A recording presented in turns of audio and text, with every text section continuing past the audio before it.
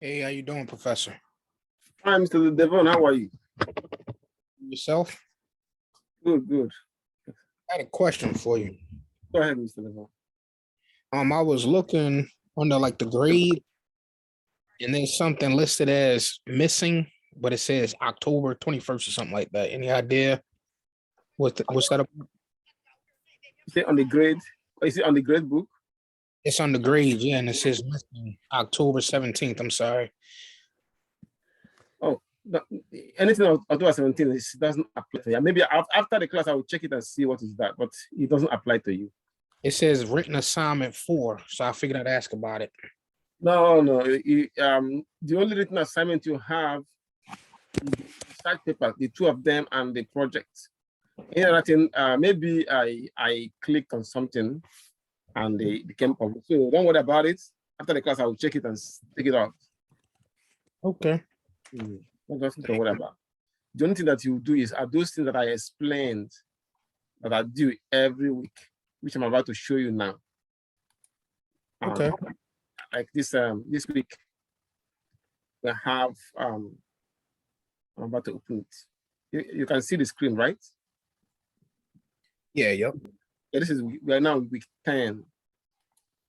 And in week 10, this is what we need.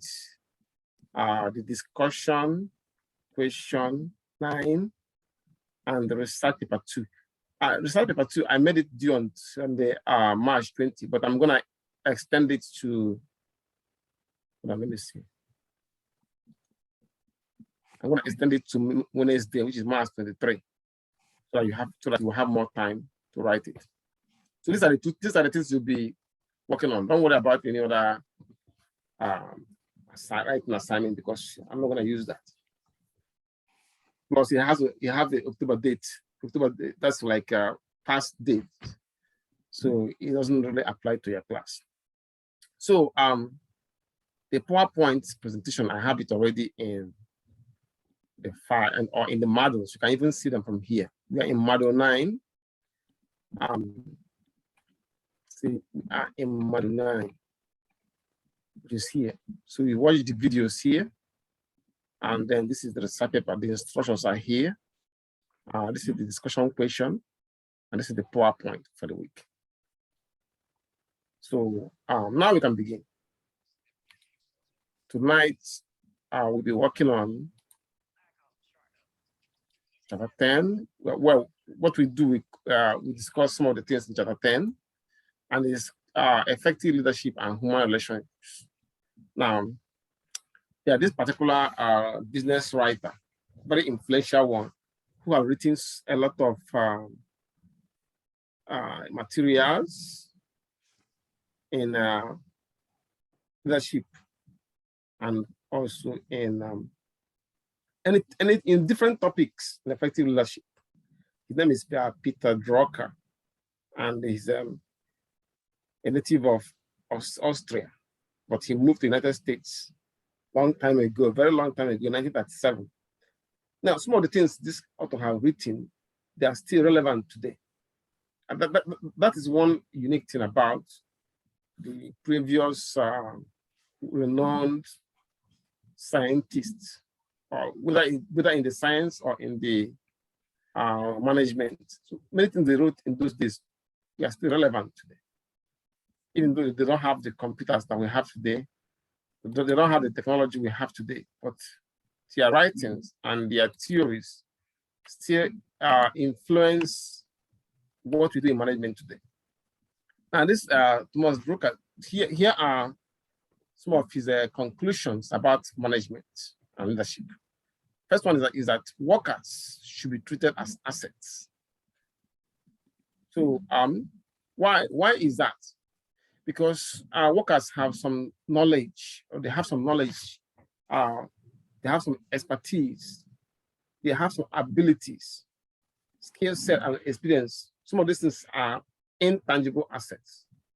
So when you treat the workers, when you value those skills, when you value those expertise, their knowledge, and we value them in their workers, then treat them accordingly. Like, oh, we value what you have. You are an asset to our company. So whatever they have is very invaluable for securing the future of the company. So they'll give you their best. But when you do otherwise, that is when the worker will hold on to your company, just like an anchor.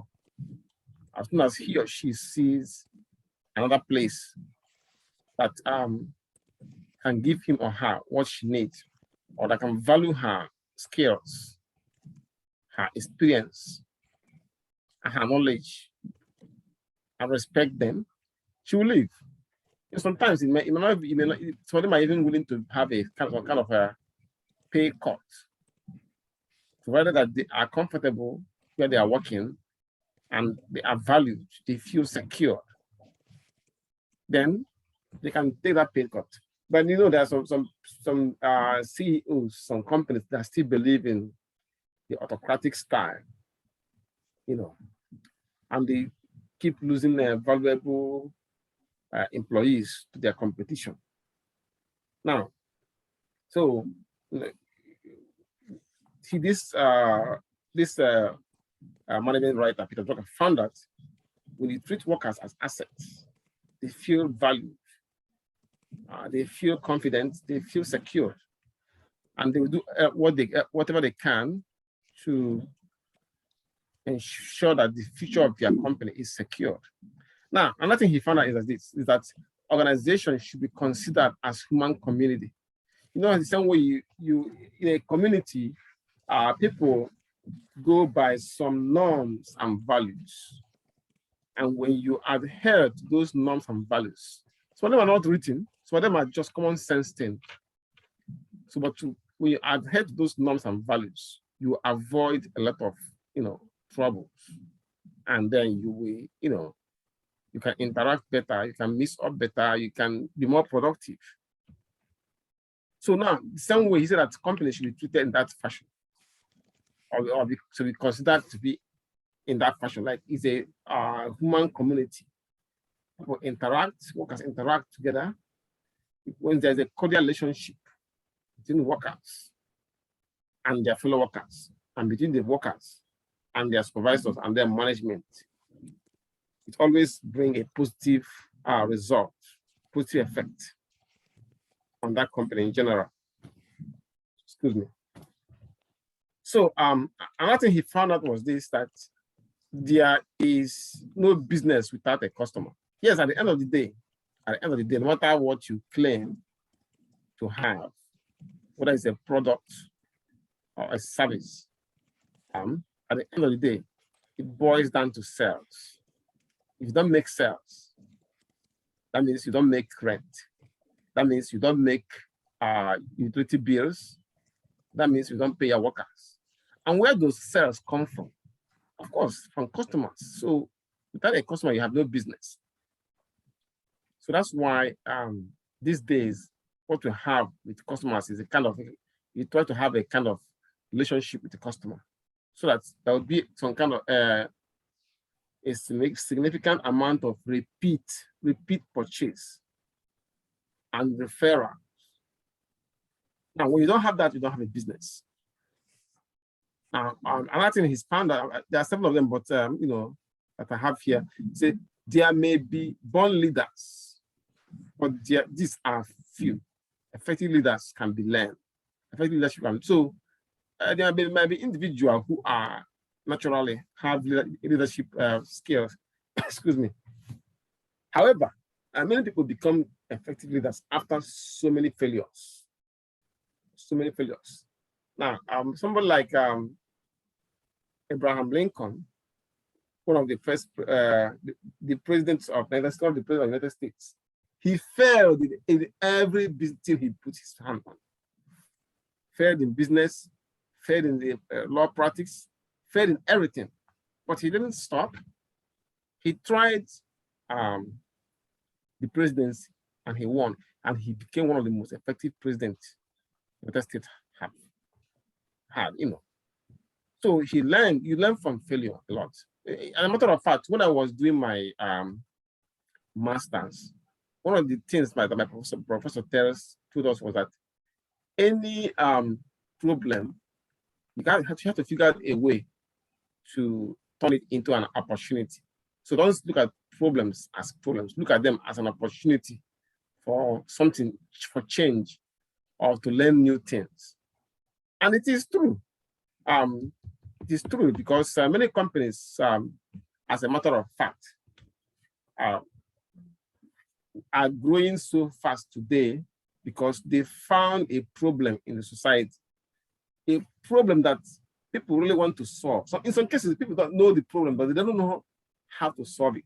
But in the subconsciously, they will be thinking, oh, if this is this case, if A is B, we should have C.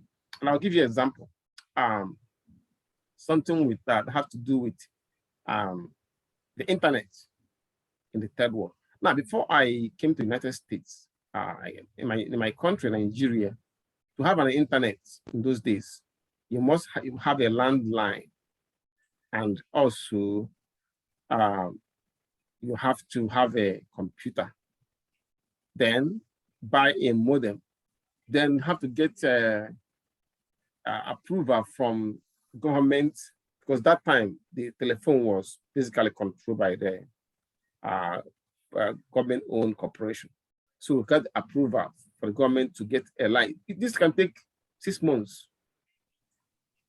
But if you have the money to give, bribe public official, they can do it maybe in a month. Anyway, long story short, that these things were so expensive to do, to buy a computer, which is a big deal in those days. Only rich people can do it, and many, a larger proportion of people in Africa are not rich. So to make a phone call, in fact, most people don't have a phone in those days. So you go to somebody's house, instead of calling the person, you go to his house. Now, those who are able to get the internet, like I have an educational consulting, very small educational consulting firm. So I have a computer, but I don't have an internet because it's expensive to do it. You have to buy the equipment, the phone, the fire, then get a landline, and then you have to get the modem. Now, eventually, I was able to get modem. Sorry, a computer that is internet ready, but I still have to get a connection. So it was very few people have internet. Now, somebody like Steve Jobs, and of course Microsoft, they know that that kind of problem exists in many developing countries, like Asia and Africa. So they now figure out a way. Even after I came to the United States, I discovered that a lot of families don't have the internet, because that time they were using AOL, they call it dial-up connection. Dial-up connection. So you have to have the house phone, a landline, and then maybe you might get the CD, and they'll give you 50 days free of charge. And then, of course, after 50 days, they start charging you. So very few people have those internet in those days when I came to the United States.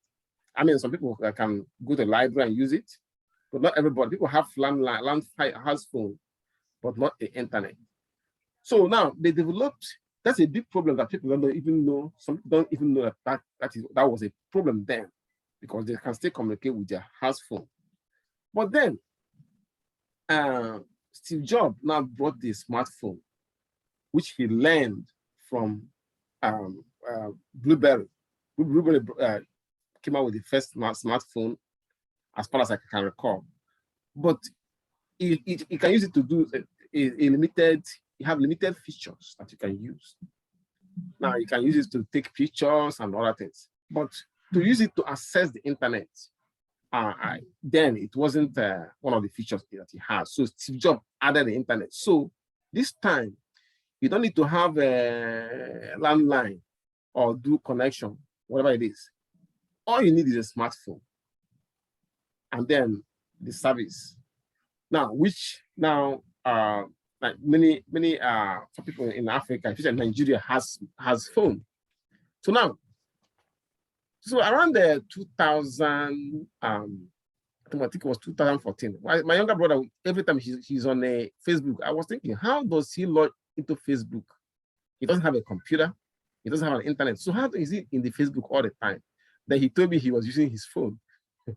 So they see that problem and they developed a product around it. So when they see the problem, they see it as an opportunity and develop this smartphone to take care of that problem. So if you go to many developing countries, Africa, Asia, many people have smartphones and they can access the internet on the go, anywhere they are. When they use WhatsApp, they download the app, they use Facebook, they can send you email and so on and so forth. And it becomes very, not only that it's available, it is also affordable. So this is one of the ways you can turn a problem into an opportunity. So eventually, where we are now is that there may be born leaders, but there are few. Effective leadership can be learned, and without followers, there can be no leaders. So trust in the glue that binds the two. That is, trust is the glue that binds the two, leadership and followers. So it's only effective leaders can develop, that can see a problem and see it that it's an opportunity, and they work around it. Then they can make money from that opportunity or from that problem. Now, leadership is not a rank. Please, can you mute yourself, Miss Ariel?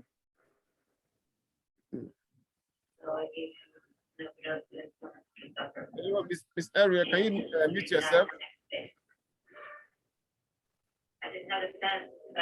Hello. Please mute yourself. So, other one is that popularity is not leadership, nor is it style or personality. Leadership is results. It can show results, good results, and that is leadership. So now,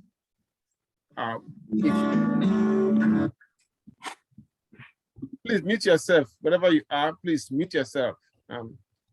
So when Drucker died, in the 2005, Fortune magazine and the Business Week magazine and Wall Street Journal, they called him, or they declared him the greatest thinker and writer of the all time. Yes, because he has written so many articles and on different concepts in management. Now, some of his ideas were adopted by Bill Gates. Now, the Japanese business establishment also adopted his idea because many of his writings were done in the 50s and 60s. So that is when Japan was trying to recover from the vagaries of the Second World War. They are rebuilding. So they also adopted his ideas the same way they adopted the idea of quality management from Deming.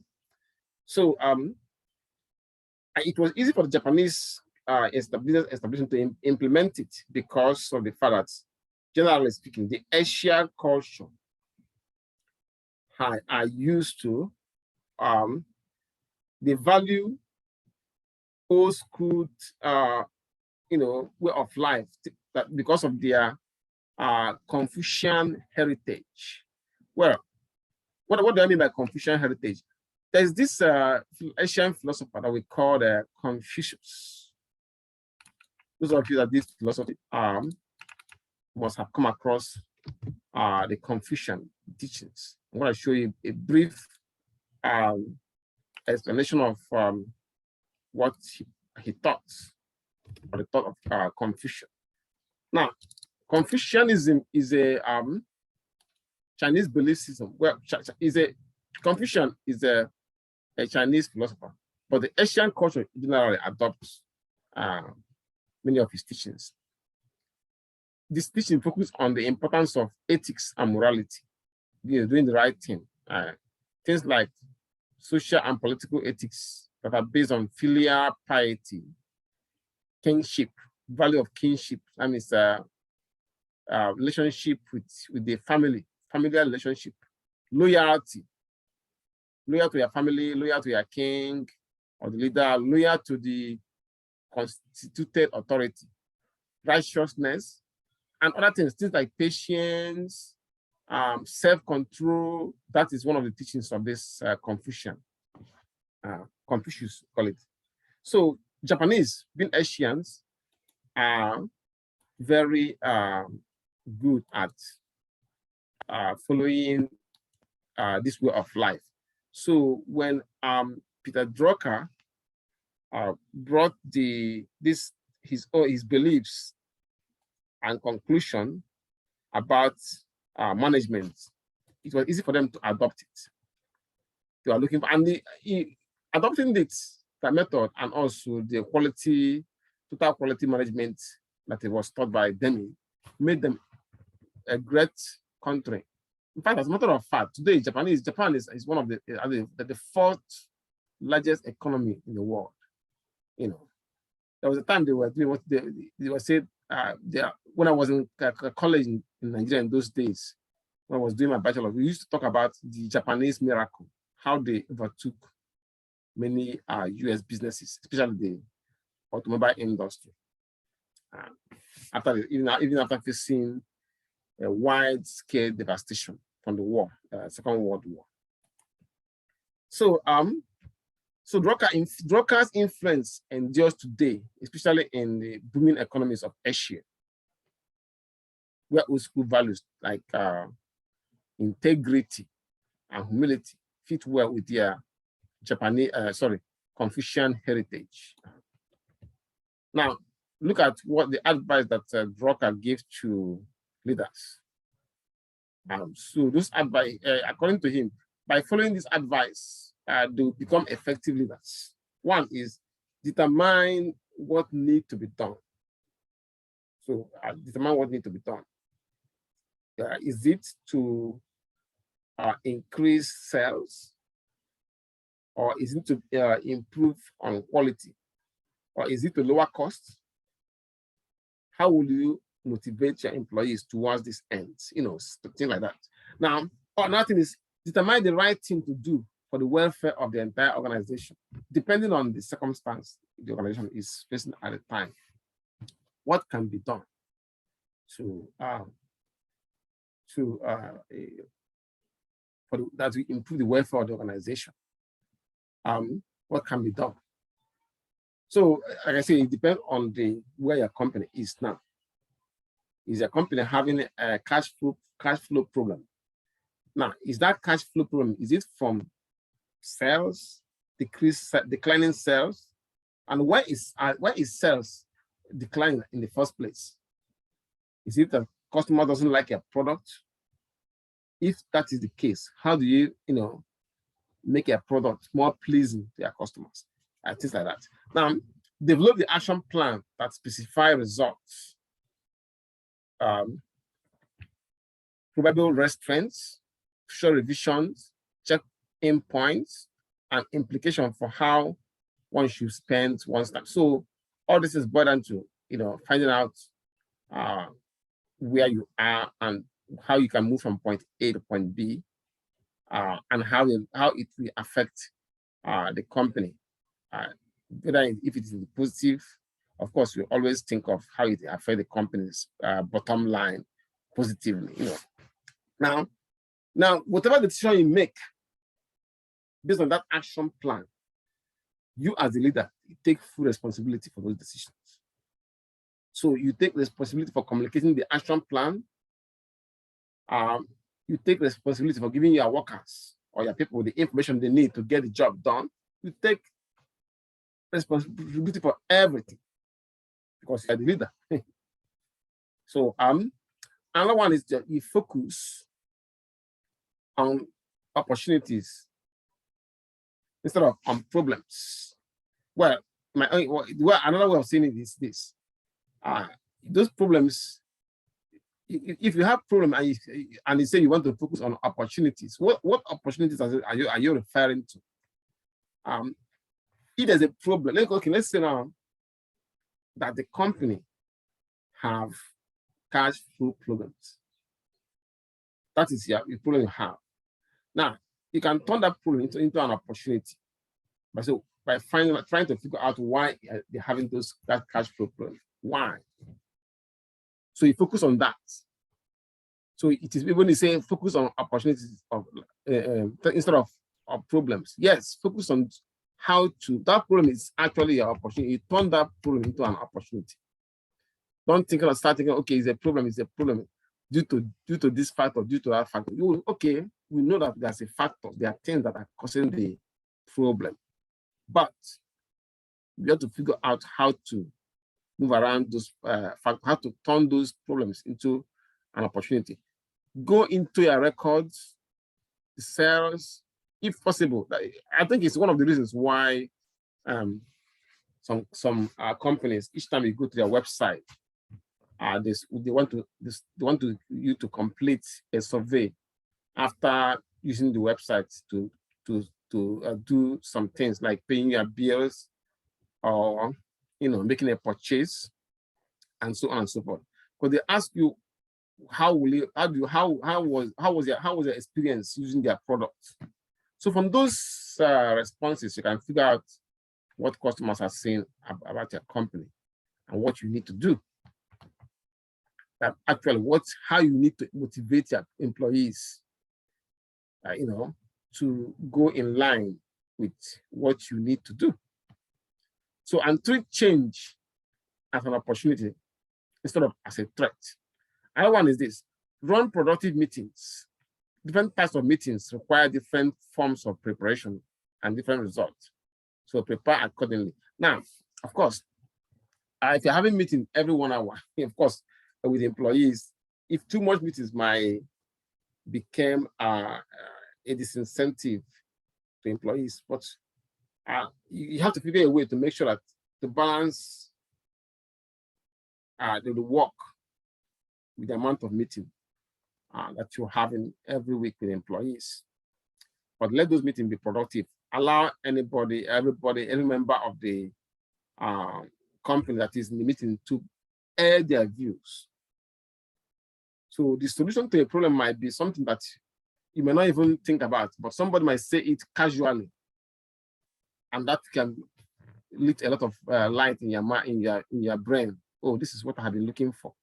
So during those meetings, make sure that it is productive by allowing everybody who want to, say their ideas or opinion to speak out. 8 says, think and say we, rather than I. We, because you are moving your company as a team. You have your company, or in the company, they have different teams, work teams. Each department have a team that are given an assignment, maybe a project. So look at whatever you achieved, with you at the head. When you talk about it, say it in a way that everybody will feel that they participated in the achievement of that goal. And of course, prior to that, you must have given them the opportunity to participate in achieving those goals. So consider the needs and opportunities of organization before thinking of your own opportunities and needs. So the company first, then, of course, you have your personal life, but when it comes to the company, think of the company first. When you go home, of course, you can think about your family first. But the company, make it a priority. Then, other one is listen first and speak last. And this is what I like a lot. Being a good leader means the ability to listen. So you have to have that ability. It's a simple leadership, the simplest leadership skill. Listen, then speak last. Now, according to Drucker, 1 and 2 provide the knowledge leaders need. What are the rule 1 and 2? The first rule 1 is to determine what needs to be done, and rule 2 is determine the right thing to do for the welfare of the entire organization. Now, Drucker also says that rule number 3 through 6 help leaders to convert knowledge into effective action. Okay. So what are rule 3 through 6? They include develop an action plan that specifies desired results, probable restraints, future revisions, checkpoints, and implications for how one should spend one time. Now, number 4 has to do with taking responsibility for the decision. For 5, we have the leader taking responsibility for communicating the action plan and giving people information they need to get the job done. And the last one, which is the 6, focus on requires the leader to focus on opportunities instead of on problems, which, like I explained before, you turn the problem into opportunities. And also change, you have to treat change as an opportunity as well, instead of as a threat. Now, rule 7 and 8, according to him, ensure that the whole organization feel responsible and accountable, which is this one: run productive meetings and then think and say we instead of I. And the last rule, the one I like best, is listen first and speak last. And to Drucker, that should be the commandment of leadership, of the leader. Any questions so far? Any questions so far? No question. All right. So the principles, some of the proven principles of leadership. Now, these effective leaders like Eddie Robinson and Paul Bryant follow certain principles. These principles can also be called leadership. By following them, you mean that you are leading by competence. So they apply to all levels of leadership, especially even in the field of work, general, public sector, private sector, and non-profit. These principles work. The first one is if one demonstrates tried and proven leadership behavior, people will confirm their competence. And this recognition will lead to more opportunities as a leader. So you have to be competent, know what you are doing, follow the principle of that have been tried and tested and found to be good. Now, so that's the first one. Second one is followers are unable to reach the minds of their leaders. So they see what you do, and that is what they believe in. So I give you an example. What is happening in Ukraine? Can you imagine a country that doesn't have much? They are fighting a world power with basically bare hands. But they have a good leader, their president, who lead by example. All the members of the parliament, or what you call Congress in America, all of them are fighting with guns. So that motivated the whole country, all the men in the country, all the eligible men, and even some women who want to help in their own way to fight. This is something that Russia normally does complete. This kind of war, Russia normally complete the war in 48 hours. But this is almost the 20th day.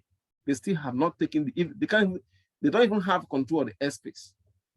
And meanwhile, Ukrainians soldiers are destroying their tanks, shooting down their planes. What Russia have only achieved was in attacking civilians, attacking their business houses, hospitals. That they cannot even face the Ukrainian army in combat, even though they have more sophisticated equipment. That can only happen in where a leader is leading by example. Now compare this to what happened in Afghanistan when the United States left. Their president ran away what happened? The whole army didn't want to fight anymore, and they didn't take the Taliban a week to take over the whole country. They run away, left sophisticated equipment that the United States gave them free of charge. And those equipment were now used by the Taliban to take over the control. Then when their leader, the president, ran away, fled, left his army, left his followers, and run away. So what do you expect them to do? But this other one, the president stayed, was fighting. He has a gun, himself, all his mayors, they're all fighting. And that motivated the whole country, despite all the bombing from Russia. So these people see what you do, their followers see what you do. So they can't read their mind, but they can see what you do. And therefore, it is important that you consider how well you are practicing what you are preaching as a leader. Okay? Now, here a few leadership lesson from Steve Jobs. We all know about Steve Jobs. He was one of the founders of Apple computers, and Apple smartphone. He was Steve Jobs. His position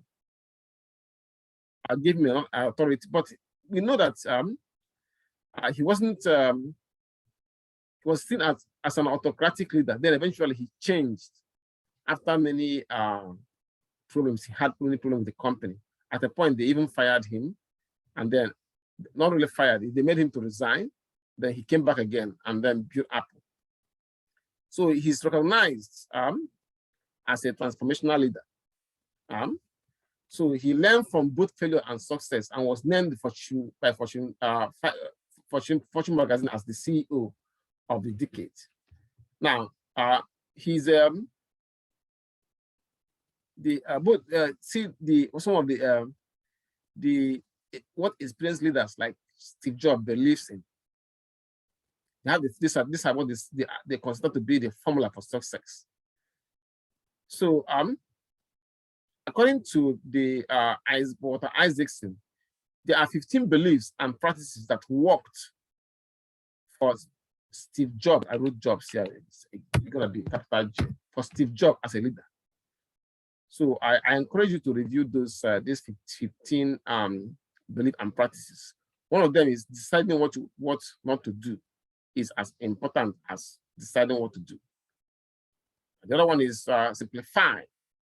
Simplify things, zero in on essence, eliminate unnecessary components.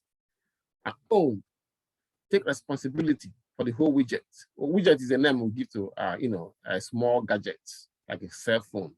Yeah. Whatever things that he had done to produce that widget, take full responsibility. And there are more of them, 15 of them. So they are actually self-explanatory. So I encourage you to review them. Very, very important. Like I said, they help Steve Jobs to really achieve a lot and to make Apple to attain what I call competitive advantage in the industry.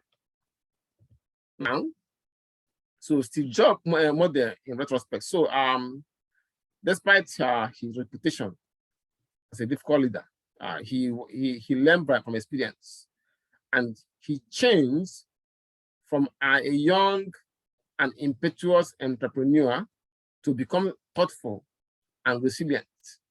He surrounded himself with the best brains, and he became he developed the ability to listen to suggestions from people like Fred Anderson, Tim Cook, John Ive, and other competent executives that he had at Apple.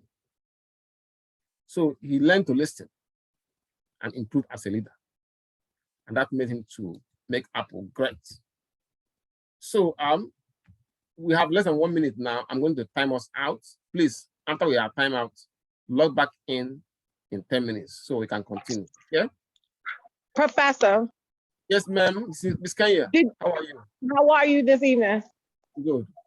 Did you see my email about the written assignment 4 that's showing up that should not be on there?